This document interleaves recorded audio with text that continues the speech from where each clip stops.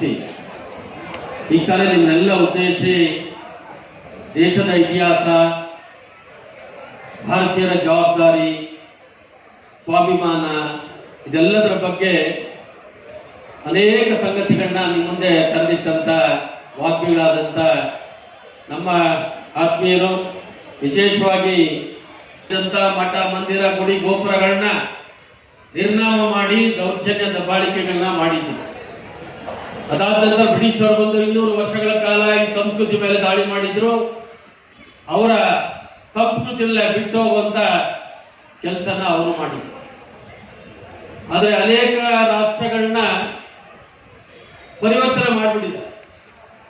ಪ್ರಪಂಚದಲ್ಲಿ ಪರಿವರ್ತನೆ ಆಗದೆ ಇರತಕ್ಕಂತ ಏಕೈಕ ಬಹುದೊಡ್ಡ ಹಿಂದೂ ರಾಷ್ಟ್ರ ಅದು ನಮ್ಮ ಭಾರತ ಅಂತ ನಾವು ಹೆಮ್ಮೆಯಿಂದ ಹೇಳ್ತೀವಿ. ಅದಕ್ಕೂ ಕಾರಣ ಇಷ್ಟೇ, ಇಲ್ಲಿರ್ತಕ್ಕಂಥ ಸಂಸ್ಕೃತಿ, ಆಚಾರ, ವಿಚಾರ, ಗುಡಿ, ಗೋಪುರ, ಮಠ, ಮಂದಿರ ಯಾವುದೇ ಪ್ರಪಂಚದ ಮೂಲೆಯಲ್ಲೂ ಇಲ್ಲ. ಸ್ವದೇಶಿ. ನಾವೆಲ್ಲ ಹುಡುಗರಿದ್ದಾಗ ನಂಜನಗೂಡು ತೂಕ್ ಪೌಡರ್ ಅಂತ ಬರ್ತಿತ್ತು. ಅದು ಸ್ವಲ್ಪ ಉಪ್ಪಿರ್ತಿತ್ತು, ನಾವು ಅದನ್ನ ಹಾಕೊಂಡು ಅಲುಜುತ್ತಾ ಇದ್ವಿ. ಇನ್ನೂ ಕೆಲಗಡೆ ಹಳ್ಳಿಗಳಿಗೆ ನಾವು ನೆಂಟರ ಮನೆಗೆ ಹೋದಾಗ ಇಜ್ಜಲ್ ಪುಡಿನ ಕುಟ್ಟಿ ಅದಕ್ಕೆ ಉಪ್ಪು ಹಾಕಿ ಅಲ್ಲುಜ್ಜಕ್ಕೆ ಕೊಡ್ತಾ ಇದ್ರು, ಅಲ್ಲುಜ್ಕೊಳ್ತಾ ಇದ್ರು.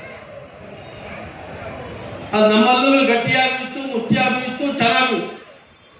ಯಾವಾಗ ಟೂತ್ ಪೇಸ್ಟ್, ಕೋಲ್ಗೇಟು ಇಂಥವೆಲ್ಲ ಬಂತು, ಎಲ್ಲ ನಾವು ಆಟೋಮೆಟಿಕ್ ಆಗಿ ಅದಕ್ಕೆ ಪರಿವರ್ತನೆ ಆಗುತ್ತೆ. ಮಡಿಕೆಗಳಲ್ಲಿ ನಾವು ಹುಡುಗರಲ್ಲಿ ಮಡಿಕೆಯಲ್ಲಿ ಮುದ್ದೆ, ಅನ್ನ, ಸಾರು, ಮಜ್ಜಿಗೆ ಇವತ್ತೇನು ಫ್ರಿಡ್ಜ್ ಅಲ್ಲಿ ಇಟ್ಕೊಂಡಿದ್ದೀವೋ ಆ ರೀತಿ ಆಹಾರ ಪದಾರ್ಥಗಳು ನಾವು ಮಡಿಕೆಯಲ್ಲಿ ನೀರು ಕುಡಿತಾ ಇದ್ವಿ.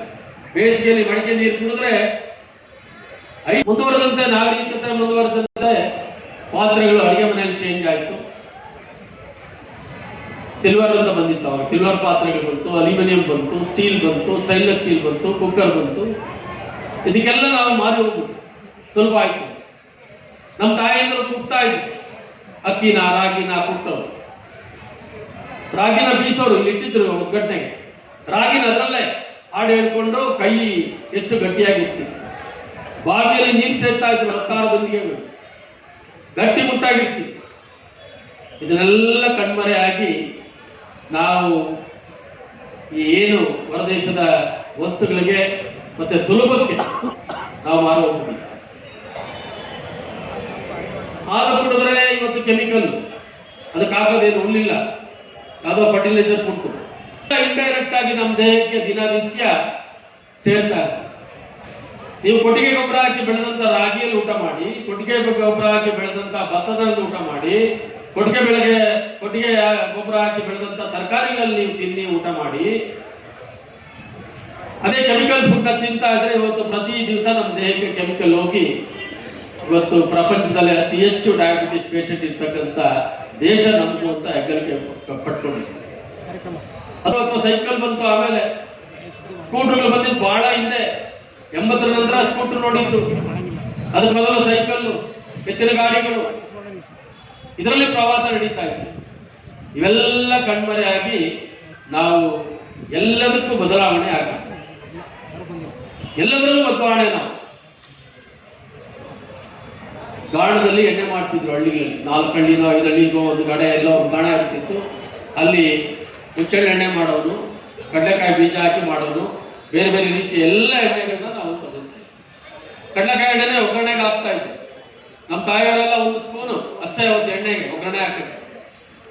ಸಾರು ಕುದಿತಾ ಇರೋದು, ಒಂದು ಸೌಟಲ್ಲಿ ಸ್ವಲ್ಪ ಹಾಕಿ ಅದಕ್ಕೆ ಸಾಸಿವೆ ಮತ್ತು ಕರಿಬೇವಿನ ಸೊಪ್ಪು ಹಾಕಿ ಮುಚ್ಚಿಬಿಟ್ರೆ ಆ ಸೌಂಡ್ ಬರ್ತಾ ಇದೆ. ಅದು ರಸ್ತೆಗೆಲ್ಲ ಒಗ್ಗರಣೆ ಹಾಕಿದ್ರೆ ವಾಸನೆ ಬರ್ತಾ ಇತ್ತು. ಇವತ್ತು ನೀವು ಮನೆಯಲ್ಲಿ ತುಪ್ಪ ಹಾಕಿ ಒಗ್ಗರಣೆ ಹಾಕಿದ್ರೆ ವಾಸನೆ ಬರ್ತದೆ. ತುಪ್ಪ ಕಾಯಿಸ್ತಾ ಇದ್ರೆ ಆ ಬೀದಿ ಪೂರ್ತಿ ವಾಸನೆ. ಯಾಕೆಂದ್ರೆ ಅದು ದೇಸಿ ತುಪ್ಪ ಆಗಿತ್ತು, ಆ ಬೀದಿ ಎಲ್ಲ ವಾಸನೆ. ಇದಕ್ ಬೇಳೆ ಸಾರು, ಅವರೇ ಕಾಳದು ಇದಕ್ ಬೇಳೆ ಸಾರು ಅಂತ ಮಾಡ್ತಾರೆ. ಮೂಲೆಯಲ್ಲಿ ಮಾಡ್ತಾರೆ. ಸಿದ್ಧಗಂಗೆ ಮಠದಲ್ಲಿ ಮಾಡ್ತೀನಿ ಅಂದ್ರು, ಆದಿಚುಂಚನಗಿರಿ ಮಠದಲ್ಲಿ ಮಾಡ್ತೀನಿ ಅಂದ್ರು. ಇಲ್ಲಿ 3 ವರ್ಷಕ್ಕೆ ಮುಂಚೆ ಇದೇ ಮೈದಾನದಲ್ಲಿ ಅದ್ದೂರಿಯಾಗಿ ಈ ವೇಳೆನ ಆಯೋಜಿಸಿದ್ರು. ಅವರು ನಿಂತ ಕಡೆ ನಿಲ್ಲಲ್ಲ, ಕೂತ ಕಡೆ ಕೂರಲ್ಲ, ಹಿಡಿದ ಆಟ ಛಲ ಮಾಡಲೇಬೇಕು ಅಂತ ಭಗವಂತ ಅವರಿಗೆ ಆ ಶಕ್ತಿನ ಕೊಟ್ಟಿದೆ. ಇಂಥ ಎಷ್ಟೋ ಜನ ದೇಶಕ್ಕೋಸ್ಕರ ಕೆಲಸ ಮಾಡ್ತಾರೆ. ಈ ದೇಶಕ್ಕೋಸ್ಕರ ಕೆಲಸ ಮಾಡ್ತಾ ಇದ್ದಾರೆ. ಜಗದೀಶ್ ಅವ್ರ ಸ್ವಂತಕ್ಕೆ ಏನೂ ಇಲ್ಲ, ಇದು ಸಮಾಜಕ್ಕೋಸ್ಕರ. ಮನುಷ್ಯ ಎಲ್ಲ ಹೋಗ್ತಾನೆ, ಎಲ್ಲ ಅಂತ್ಯ ಕಾಣ್ತಾನೆ. ಇದ್ದಂತ ದಿನದಲ್ಲಿ ಏನಾದ್ರೂ ಒಂದು ಸಾಧನೆ ಸಮಾಜಕ್ಕೆ ಬಿಟ್ಟು ಹೋದ್ರೆ ಮಾತ್ರ ಅವನ ಮನುಷ್ಯ ಜೀವನ ಸಾರ್ಥಕ ಆಗ್ತದೆ ಅಂತ ಹಿರಿಯರು ನಮ್ಗೆ ಹೇಳ್ತಾರೆ.